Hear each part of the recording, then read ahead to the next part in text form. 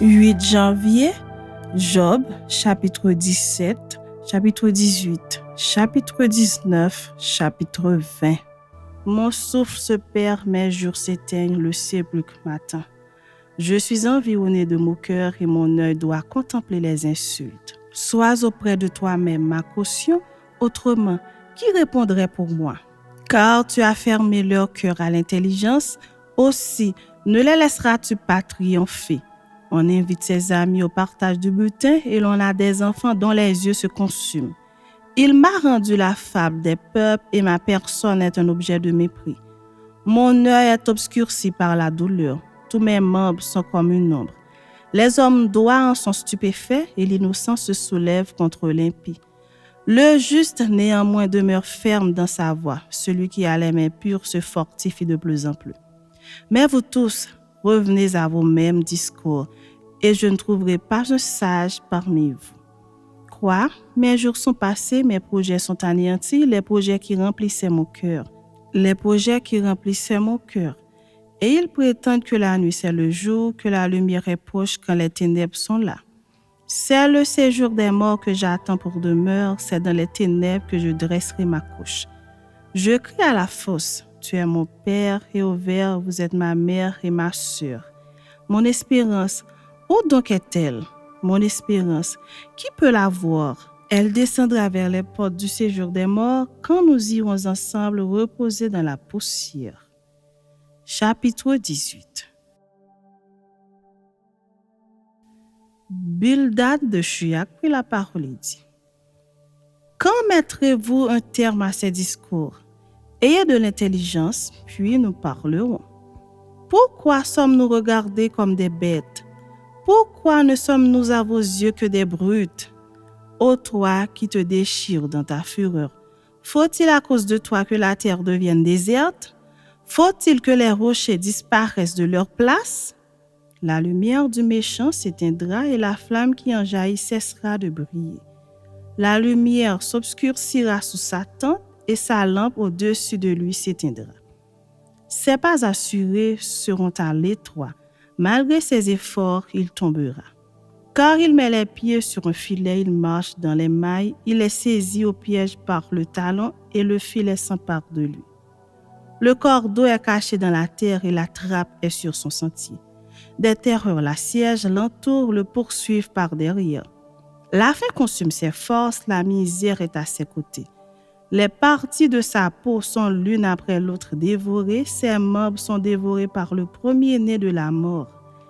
Il est arraché de sa tente où il se croyait en sûreté, il se traîne vers le roi des épouvantements. Nul des siens n'habite sa tente, le soufre est répandu sur sa demeure. En bas, ses racines se dessèchent, en haut, ses branches sont coupées. Sa mémoire disparaît de la terre, son nom n'est plus sur la face des champs. Il est poussé de la lumière dans les ténèbres, il est chassé du monde. Il ne laisse ni descendants ni postérité parmi son peuple, ni survivants dans les lieux qu'il habitait. Les générations à venir seront étonnées de sa ruine et la génération présente sera saisie d'effroi. Point d'autre destiné pour le méchant, point d'autre sort pour qui ne connaît pas Dieu.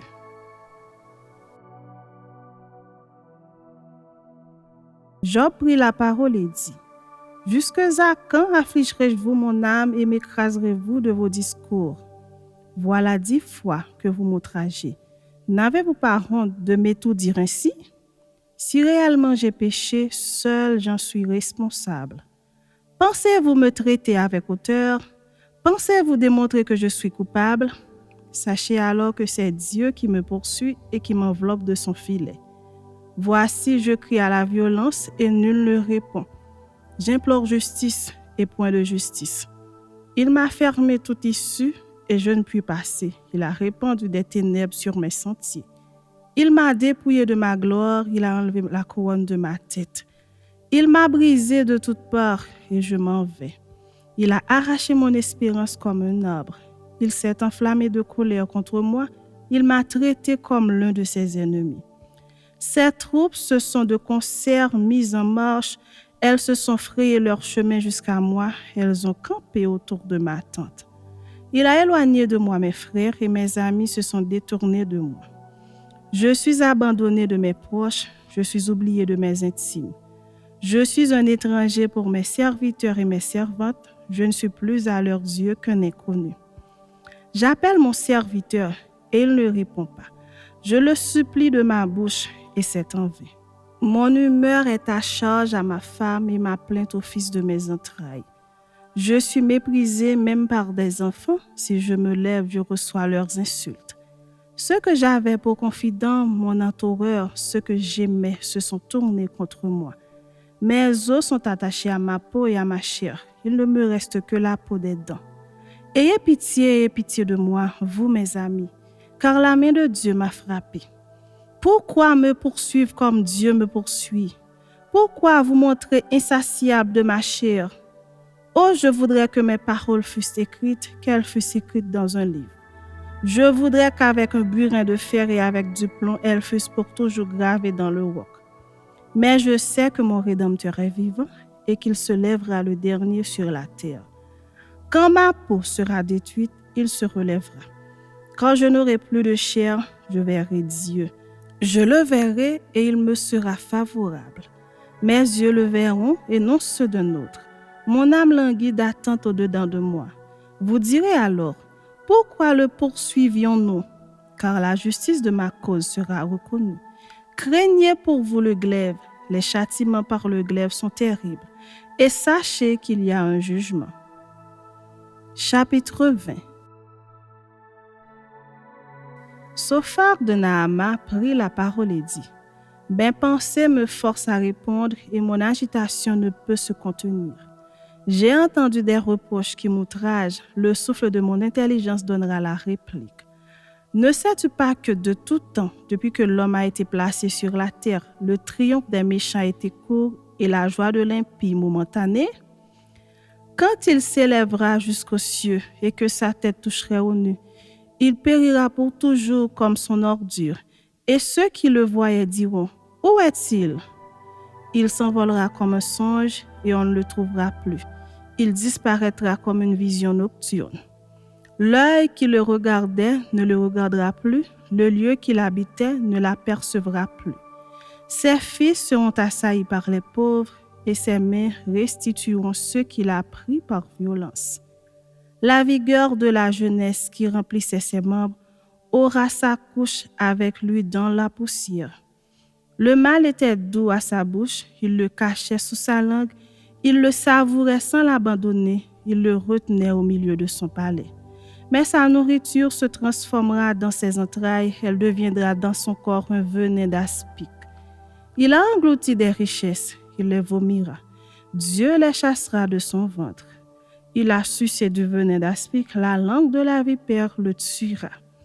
Il ne reposera plus ses regards sur les ruisseaux, sur les torrents, sur les fleuves de miel et de lait. Il rendra ce qu'il a gagné, il n'en profitera plus. Il restituera tout ce qu'il a pris, il n'en jouira plus. Car il a opprimé et délaissé les pauvres, il a ruiné des maisons et ne les a pas rétablies. Son avidité n'a point connu de bornes, mais il ne sauvera pas ce qu'il avait de plus cher. Rien n'échappait à sa voracité, mais son bien-être ne durera pas. Au milieu de l'abondance, il sera dans la détresse. La main de tous les misérables se lèvera sur lui. Et voici, pour lui remplir le ventre, Dieu enverra sur lui le feu de sa colère et le rassasiera par une pluie de traits. S'il échappe aux armes de fer, l'arc d'airain le transpercera. Il arrache de son corps le trait qui étincelle aux sorties de ses entrailles et il est en proie aux terreurs de la mort. Toutes les calamités sont réservées à ses trésors. Il sera consumé par un feu que n'allumera point l'homme et ce qui restera dans sa tente en deviendra la pâture. Les cieux dévoileront son iniquité et la terre s'élèvera contre lui. Les revenus de sa maison seront emportés, ils disparaîtront au jour de la colère de Dieu. Telle est la part que Dieu réserve aux méchants, tel est l'héritage que Dieu lui destine.